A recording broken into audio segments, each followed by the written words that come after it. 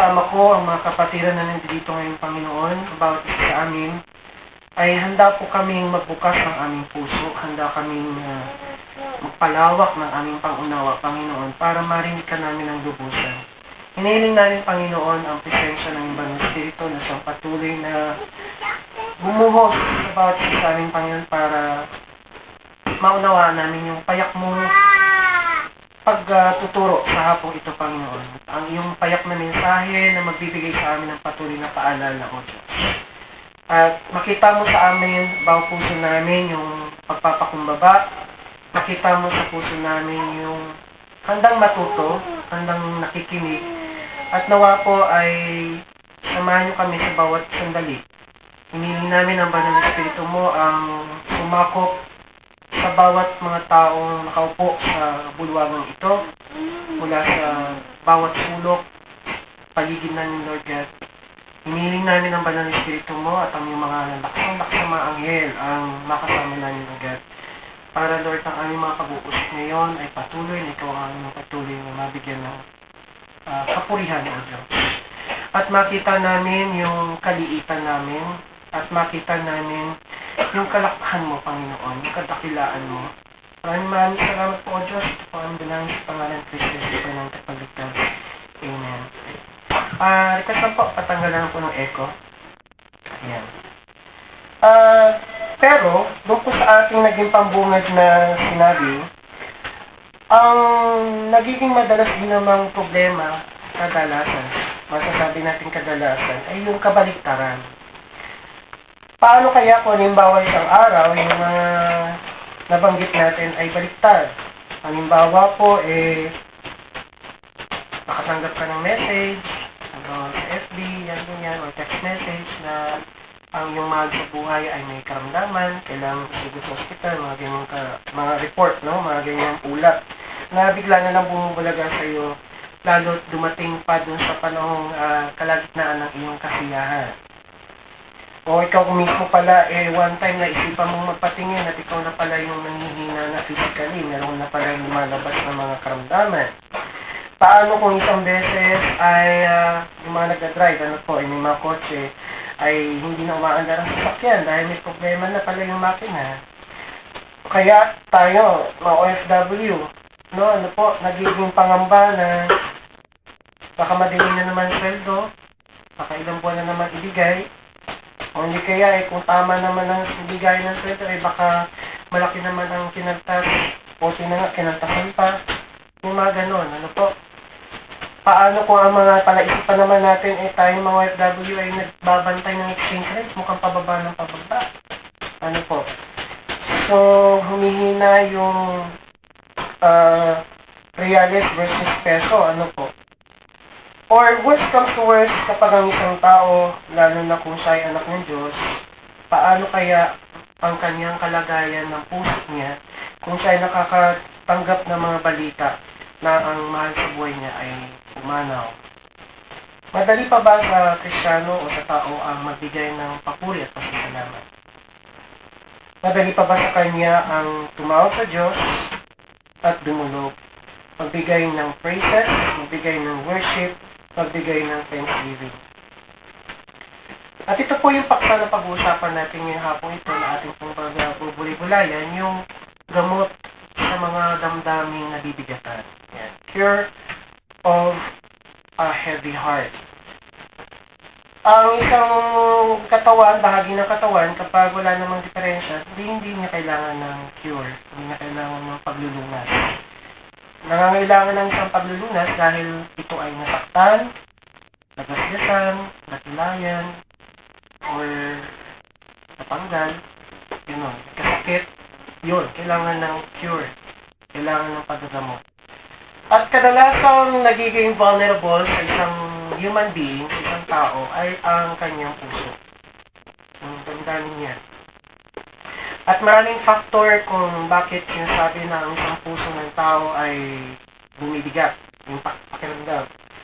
I'm not feeling well. Mga ganyan. Kaya lang doon lang nilalagay sa mga ganong kataga. I'm not feeling well. I feel emotionally down. Yan, mga ganyan. Pero deep inside, hindi lang natin alam. Hindi natin alam kung gaano kalalim yung kabigatang iyon, kundi yung taong mismo may katawan lamang ang nakakaalam. Unless meron siyang talagang close na kaibigan o mahal sa buhay na naisishare niya yung kabigatang iyon. Pero meron lamang isang nakakakita, nakakasukat at nakakaalam, walang iba kundi ang Diyos. Siya lamang nakakaalam ng heaviness ng puso ng tao. Kasi alam ni God, create niya tayo. Alam niya kung paano nag-ooperate ang emotion ng human being, ng tao. God understands how emotions are built because create niya tayo. Naiintindihan niya yung ating tendencies, naiintindihan niya yung pwedeng maging irritation ng isang tao, naiintindihan niya yung pwedeng maging bitterness ng heart, naiintindihan ng Panginoon yung pwedeng maging sadness, frustration, or disappointment ng puso ng isang tao. At maraming factors ang pwedeng mag-contribute. Factors po na pwedeng sabihin external, sa environment nagmumula, or maaaring mismo sa sarili niya ang diferensya. Kaya siya nakakaramdam ng kabigatan ng damdamin. At sa hapong ito, isa lamang ang itinuturo na gamot sa atin ng Panginoon. At yung bagay na ito actually, ito lang din naman yung tinuturo ni God na purpose kung bakit tayo nilikha. So parang ang tanong din dun is, bakit ako nandito sa mundong to? Sino po ba yung nakakaalala ng ating ginawang purpose-driven life doon sa dating accommodation ni Kuya Dan? Diba, meron tayong mga ilang questions ng why am I here for? So meron pong kinalaman doon din yung tanong na ano ba talaga ang cure sa isang puso na nabibigatan? Meron po isang illustration muna bago tayo patuloy na medyo nakakatuwa pero dito natin makikita kung paano ang isang tao, lalo na kung hindi pa Christian, gusto niyang solusyonan yung sa pamamagitan ng temporal na paraan yung kabigatan ng kanyang damdamin. Kung po pwede lang na parang how he wish gano'n ang sitwasyon. But the reality is hindi. Meron tayo isang lalaki na sobrang disappointment, frustration niya sa buhay, minabuti niya mag-isa para makapag-siguro. So, sa pag-iisip po niya, naglalakad-lakad siya sa tabing dagat at sa paglakad-lakad niya, meron siyang nasipang bote na inaanod nung pagdagpisaw ng tabing dagat. Sa pagkasipa niya noon ay nabuksan yung tapo ng bote at may lumabas daw na parang pusok or genie. Tapos, sa kanyang kabulatan ay itong genie na ito ay nagsabi na, "Hi, salamat nakawalaya na ako." Ang gano'n. Typical story na ganyan-ganyan. Meron na, dahil ikaw ang palaya sa akin, so matagal kong pagkakabilanggo sa boteng ito, meron kang 3 wish. Ay di tuwan-tuwa yung lalaki dahil depressed siya eh. Marami siyang gustong mangyari sa kanyang nabibigat ang puso at daming nagugulo sa isip niya.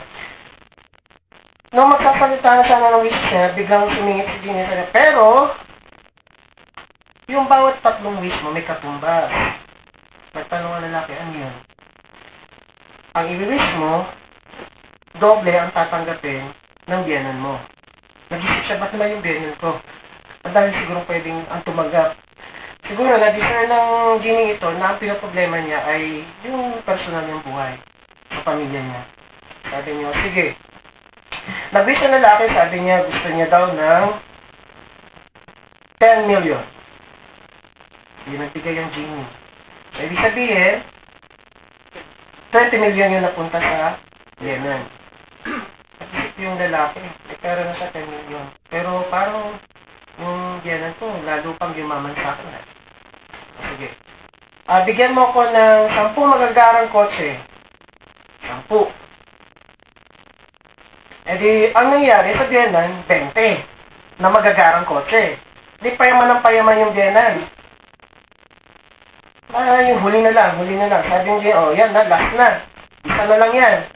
Kailangan pag-isipan mo. Tagal nag-isip ng lalaki, sabi niya. O sige, ito na ang wish ko. Kung pwede, Bugbugin mo ko ng 10 beses. Na parang malapit na mamatay.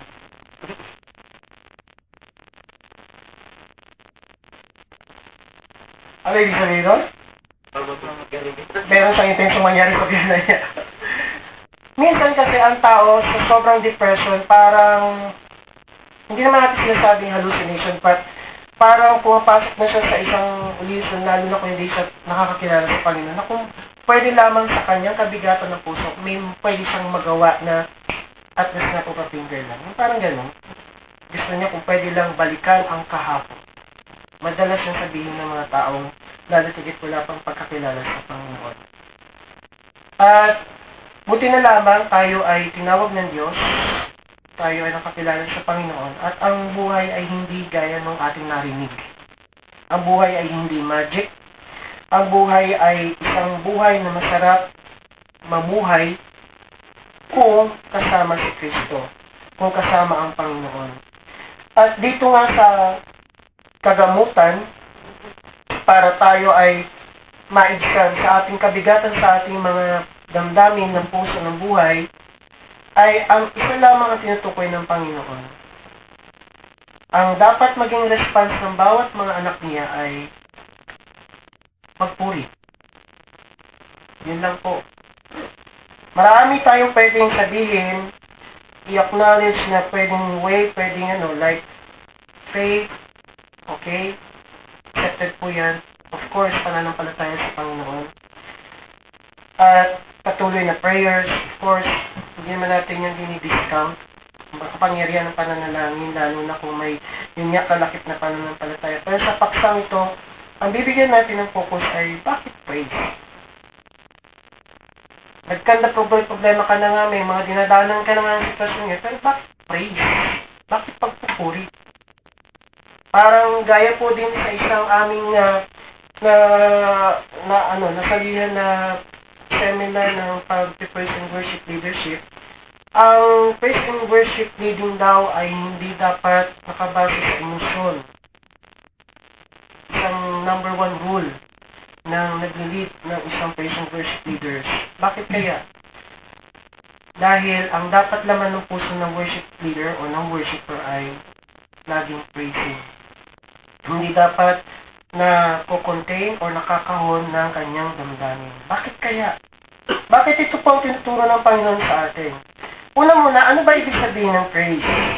Ang sabi ng ibang mga salita nito ay pagbibigay ng pinakamataas na paggalang, pagsamba, pagkilala ng kanyang mga kamangha-manghang gawa, ng kanyang kadakilaan, at pagbibigay pasasalamat.